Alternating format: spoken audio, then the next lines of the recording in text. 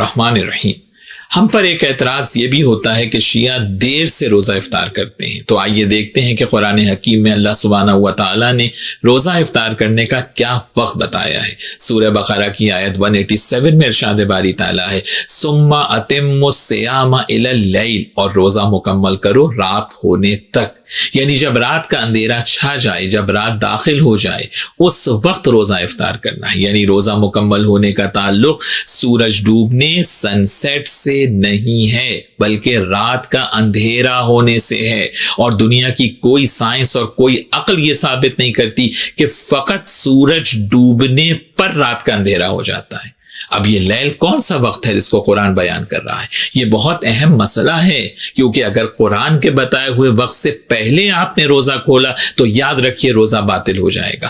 آج تو آپ کے پاس ایسے معتبر ذرائع موجود ہیں کہ جس سے آپ کو افطار کا صحیح وقت معلوم ہو جاتا ہے، لیکن لیل کو پہچاننے کا کرائیٹیریا یہ ہے کہ جب سورج مغرب میں ڈوبتا ہے تو اس وقت مشرق کی طرف آپ دیکھیں کہ ریڈنس نظر آتی ہے، اور مشرق کی طرف پیدا ہونے والی یہ سرخی جب انسان کے اوپر سر سے گزر جائے اس وقت رات کا اندھیرا چھاتا ہے۔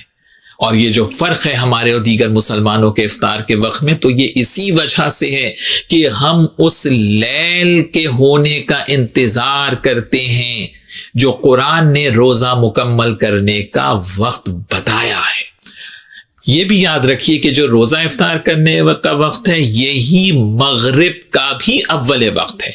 قرآن نے جہاں اوقات نماز کا ذکر کیا ہے وہاں نماز مغرب کے لیے بھی لیل ہی کا کانسیپٹ دیا ہے۔ سورہ مبارکہ ہود کی آیت 114 میں ارشاد باری تعالیٰ ہے وَأَقِمِ الصَّلَاةَ طَرَفَيِ النَّهَارِ وَزُلَفًا مِنَ اللَّيْلِ، اور نماز کو قائم کرو دن کے دونوں سروں پر اور رات کا اندھیرا ہونے کے بعد۔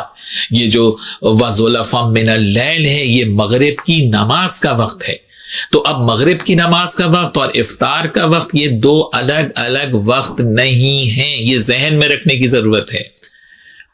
یعنی اول مغرب کا وقت بھی رات کا داخل ہونا ہے اور افطار کا وقت بھی یہی ہے کہ جب رات کا اندھیرا چھا جائے، اور ان دونوں کو قرآن نے لفظ لیل سے بیان کیا ہے۔ افطار کے وقت کا ذکر سورہ بقرہ کی آیت 187 میں ہے، اور وقت اول نماز مغرب کا ذکر سورہ ہود کی آیت 114 کے اندر موجود ہے۔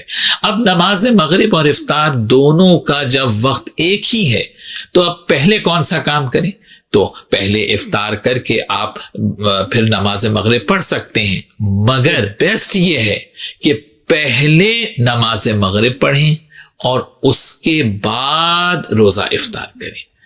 کیوں؟ اس لیے کہ اس سے ہمیں اضافی فائدے اور برکتیں ملتی ہیں۔ یعنی اس سے دیکھیے جب نماز آپ نے پڑھی تو فضیلت کے وقت میں پڑھی، نماز روزے کی حالت میں پڑھی ثواب دگنا ملا، اور امام جعفر صادق علیہ السلام کا قول ہے کہ مستحب ہے کہ مومن مغرب کی نماز پڑھ کر روزہ افطار کرے، اور جب آپ نے مغرب کی نماز پڑھ کر روزہ افطار کیا تو امام کے بتائے ہوئے مستحب عمل کو انجام دینے کی بھی سعادت ملی۔